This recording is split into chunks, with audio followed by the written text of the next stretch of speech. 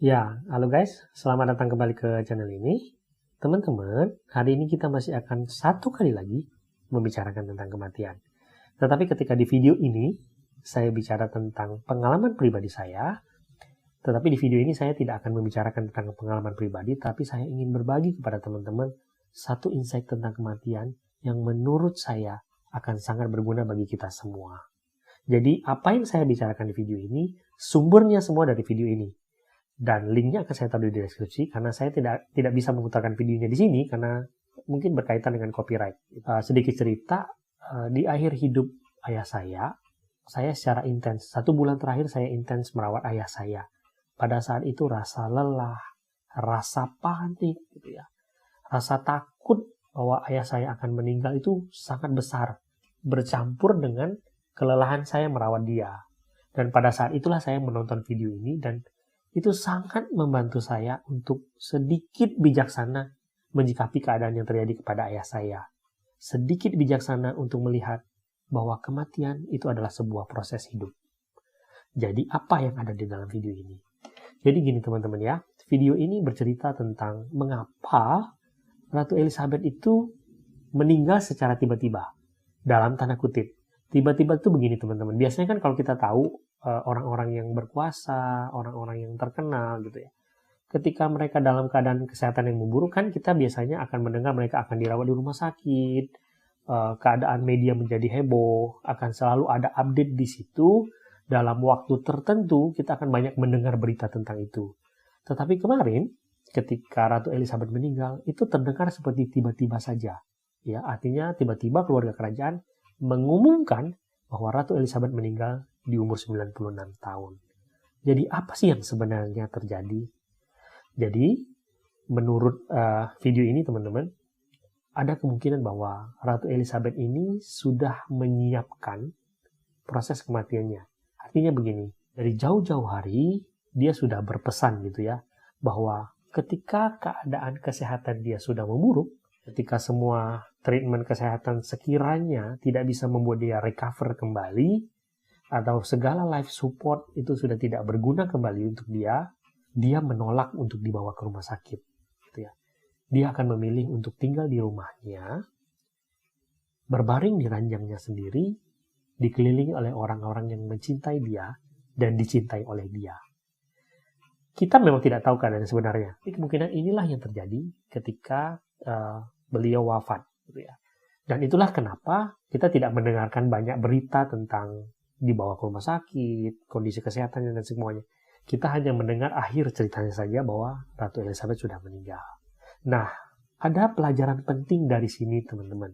Artinya bahwa ketika kita bicara tentang kematian, banyak dari kita itu takut untuk bicara tentang kematian.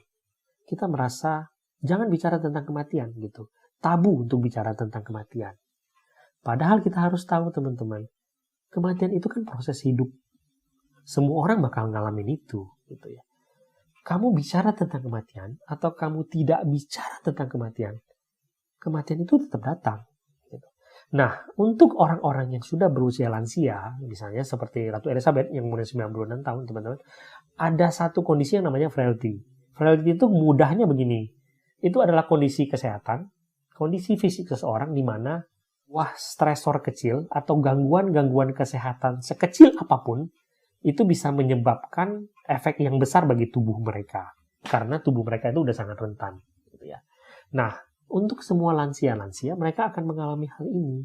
Artinya adalah, kejadian kecil apapun itu bisa menyebabkan kondisi lansia tersebut menurun secara drastis. Dan kita tidak pernah tahu, akhir hidup mereka bisa saja datang kapanpun. Dan disinilah keadaannya teman-teman. Ketika banyak orang tidak berani membicarakan tentang apa yang dia inginkan ketika kondisi kesehatan dia sudah memburuk atau kematian dirinya datang, banyak orang yang kemudian terjebak dalam keadaan di mana kepanikan melanda, ambulans, ke rumah sakit, antrian, kemudian meninggal di sebuah tempat yang asing bagi mereka, ditusuk berbagai macam jarum, dan dikelilingi oleh orang-orang yang mungkin dia nggak kenal. Gitu ya.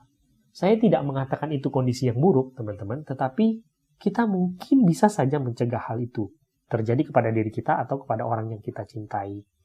Artinya begini teman-teman, ketika suatu hari nanti, bila kita semua sudah berusia lanjut, atau kita merasa kondisi kesehatan kita sudah memburuk, beranilah berkata tentang bagaimana kita ingin diperlakukan ketika kita mendekat terhadap kematian. Tidak perlu menunggu keadaan di mana ketika semua orang sudah panik, semua orang sudah ketakutan, kita berada di dalam ambulans, baru kita berkata tentang kematian. Beranilah untuk bicara tentang itu di saat kondisi kita masih baik. Mengapa? Karena ini berguna untuk orang-orang yang nanti akan kita tinggalkan.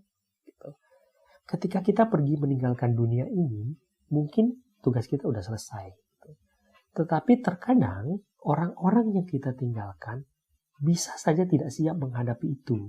Akan ada yang berurusan dengan rasa bersalah, akan ada yang berurusan dengan rasa panik, akan ada yang berurusan dengan trauma, akan ada juga yang akan berurusan dengan kesedihan yang mendalam.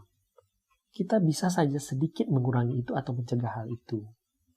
Ketika kita berani bicara tentang kematian kita kepada mereka, ketika saat itu benar-benar datang, mereka akan siap menghadapi itu karena kita udah mengatakan hal itu. Ayah saya meninggal di rumah saya, di atas ranjangnya menatap wajah saya. Terakhir kali dia menghembuskan nafasnya. Dan saya bahagia akan hal itu. Di akhir video ini, sang hostnya berkata bahwa tidak ada dari kita yang akan hidup seperti Ratu Elizabeth. Tetapi kita mungkin saja bisa mengakhiri hidup kita seperti Ratu Elizabeth. Berbaring di ranjangnya sendiri, di dalam rumahnya sendiri, dikelilingi oleh orang-orang yang mencintai dia, dan dicintai oleh dia. Itu aja yang bisa saya bagikan hari ini. Sampai jumpa di video berikutnya.